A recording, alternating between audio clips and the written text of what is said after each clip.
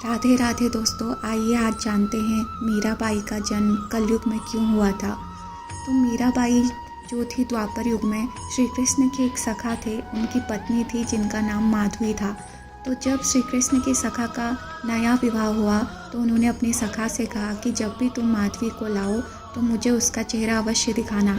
लेकिन जो माधवी की माताश्री थी उन्होंने माधवी को चेतावनी दी थी कि तुम जब भी नंदगांव जाओ तो वहाँ एक नंद का छोरा है, उसे अपना चेहरा मत दिखाना, सुना है वो सबका चित्त चुरा लेता है।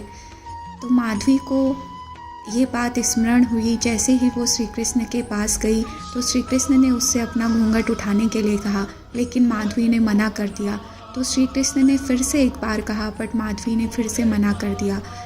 तो श्री कृष्ण बहुत क्रोधित हुए और उन्होंने कहा कि एक दिन तुम मेरे को देखने के लिए तरसोगी। तो जब भी माधवी घर से बाहर निकलती और श्री कृष्ण उन्हें दिखते तो वो सीधे घर के अंदर भाग जाती, जबकि और गोपियाँ जो हैं श्री कृष्ण के दर्शन के लिए तरसती और उनको देखने के लिए घर से बाहर निकलती। एक बार जब इंद्र ने बहुत ज़्यादा बारिश कर दी वृंदावन में, तो श्री कृष्ण ने जब अपनी छोटी उंगली से गिरिराज पर्वत को उठाया तो माधवी दौड़ी दौड़ी बिना अपनी माता की बात का स्मरण किए हुए बिना घूंघट उठाए वहाँ को दौड़ के चली गई।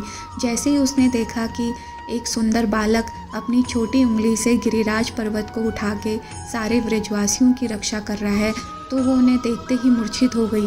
उसने ऐसा सुंदर रूप पहले कभी नहीं देखा था और जब मूर्छित होकर उसे होश आया तो उसने अपनी माता को कोसा और कहा, और माधवी ने कहा कि मुझसे बहुत बड़ी भूल हो गई, मैंने ब्रज के लाल के दर्शन करने से मना करके बहुत बड़ी गलती कर दी। अब मैं प्रण करती हूँ कि मैं लोकलाज के भय को एक तरफ रखकर हमेशा नंद का जो लाला है उसका दर्शन करूँगी और उसका स्मरण करूँगी और खूब भजन कीर्तन करके उसको अगले जन्म में प्राप्त करूँगी।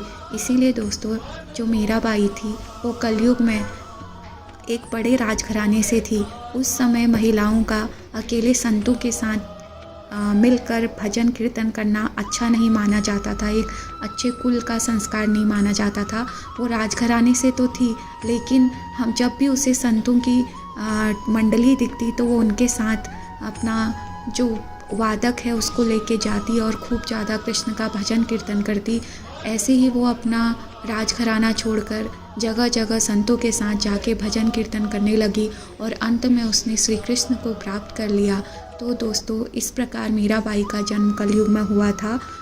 भक्तों को, जो श्री कृष्ण के भक्त हैं, उनको एक तरह का प्रेम दिखाना और भक्ति का मार्ग दिखाने के लिए मीराबाई का जन्म हुआ था। राधे राधे।